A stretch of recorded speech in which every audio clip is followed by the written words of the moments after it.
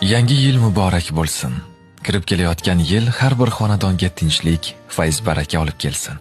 O'tayotgan yilning barcha tashvishlari ortda qolsin. Yangi yil esa yangi umidlar, ezgu niyatlar va yorug' orzular bilan boshlansin. Har bir kuningiz quvonchli xabarlar, samimiy tabassumlar va qalbingizni iletadigan lahzalarga boy bo'lsin. Yangi yilda eng katta boylik sog'lik sizga hamroh bo'lsin. Qalbingizda xotirjamlik va shukronalik hissi doim yashasin. Qilingan mehnatlar o'z samarasini bersin.